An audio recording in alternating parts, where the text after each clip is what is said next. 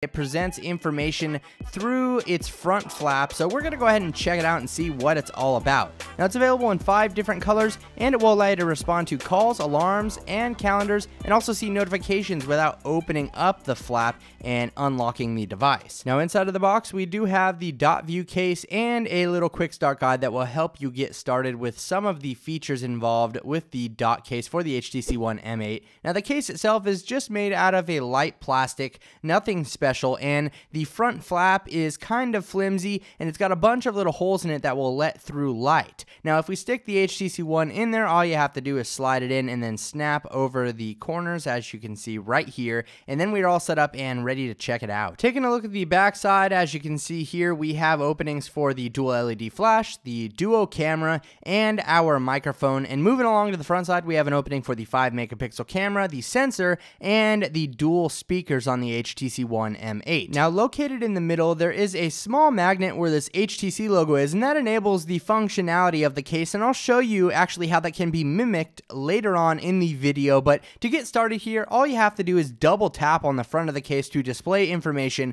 such as the time or a notification, things like the weather, and you'll be able to do all sorts of things, and I'll show you all of that here in this video. There's one major problem with this case. It's pretty slim and works well, but this flap just gets in the way. There's really no good way to fold it back behind the phone without it being awkward or popping out or anything like that. It really disrupts the use of the phone, but I'll show you more about that here later on. Now, as I mentioned, you can receive notifications on here, but as you can see, I can't really do anything with that specific notification. It just lets me know, and I have to open the app and manually disable it. Now, you can also do things like voice calling. Call Dom 2. Calling Dom 2.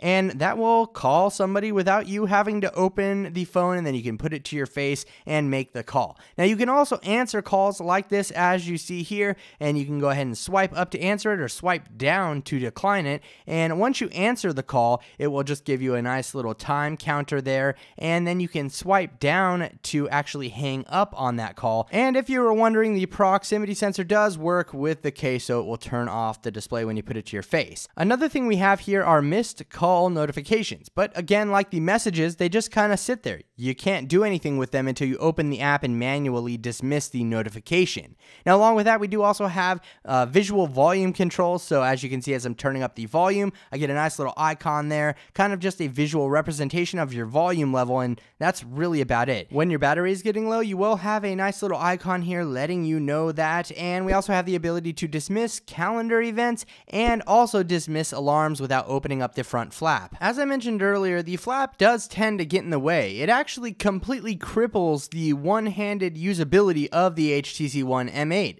simply because there's nowhere to kind of put it when you just want to flip it open with one hand and use your device quickly without having to worry about putting it behind there. But even at that, it makes it very awkward to type, because unless you're pushing it flat against the back of the phone, it's going to kind of bounce in your hand, and I just found that to be annoying, not to mention the camera issues that you run into like this, and so that kind of requires you to let it hang down while you take a picture, which again is very, very annoying. Now, one thing I did figure out is that the magnet placement that enables this functionality is located right in the center there on the left side of the device. So this lets me know that we do have the possibility of third-party HTC One dot view cases in the future that will maybe be a bit cheaper than the $50 asking price of the official one. Another thing I noticed when using the dot view case is that the device's screen is actually pushing out full brightness in order to shine that pattern through the holes on the case. Now, this can actually be a problem because the M8 does not have an AMOLED display, which would help conserve its battery in a similar situation if it did. I noticed this because when I open the flap, the brightness would return to its normal level,